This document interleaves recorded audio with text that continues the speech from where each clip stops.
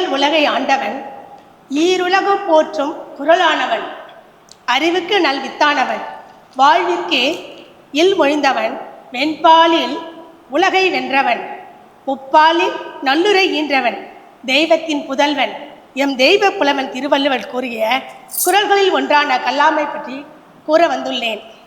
அதிகாரம் கல்லாமை 41. கல்வி கற்காமை. அரங்கு இன்றி வட்டு ஆடி அற்றே நிரம்பிய நூல் இன்றி கோட்டி கொளல். நிரம்பிய நூலறிவு இல்லாமல் ஒருவன் அறிவுடையோர் சபையில் சென்று பேசாமல் அரங்கம் இல்லாமல் வட்டாடுதல் போடுறதுக்கு சமமாகும். அதாவது நன்கு கற்காமல் கற்றவிடம் சென்று பேசுவது எதனை போன்றது என்று வள்ளுவர் கூறுகிறார் என்றால், சூதாடு மரங்கில் இழைக்காமல் வட்டுக்காய உருட்டி ஆடுவது போன்றது என்று கூறுகிறார். கல்லாதவரும் நனிநல்லார் கற்றாரென் சொல்லாதிருக்க பெறின். கல்வி கற்காதவர்கள் கூட மிகவும் நல்லவர்கள்தான், ஆனால் படிக்காதவர்கள் முன் பேசாமல் இருந்து விடுவதே நல்லது என்று கூறுகிறார்.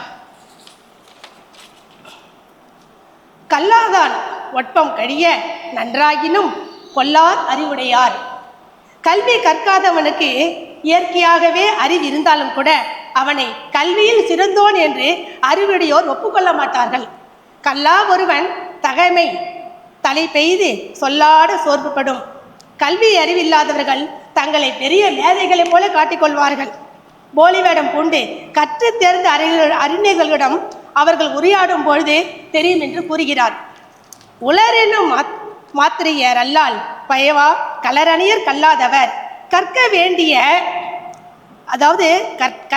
நூல்களை கற்று அறிவு பெறாதவர், உயிரோடு வாழ்பவர், தமக்கோ பிறருக்கோ பயன்படாதவர் உவர் நிலத்துக்கு ஒப்பானவர் என்று சொல்றார்.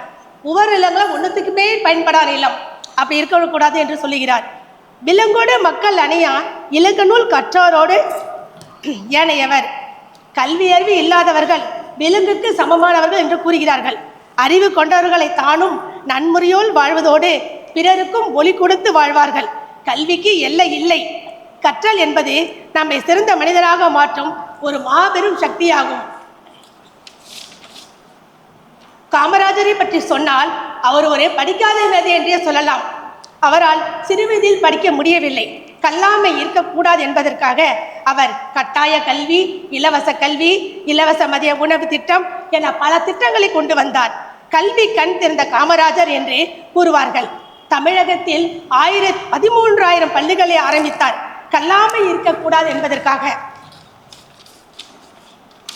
வள்ளுவன் தன்னை உலகினுக்கே தந்து வான்புகழ் கொண்ட தமிழ்நாடு என்கிறார் மகாகவி பாரதியார்.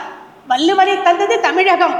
அந்த வள்ளுவன் தந்ததோ திருக்குறள் என்றும் உலக பொதுமுறை உலக மக்கள் அனைவராலும் போற்றப்படும் நூல்தான் திருக்குறள்.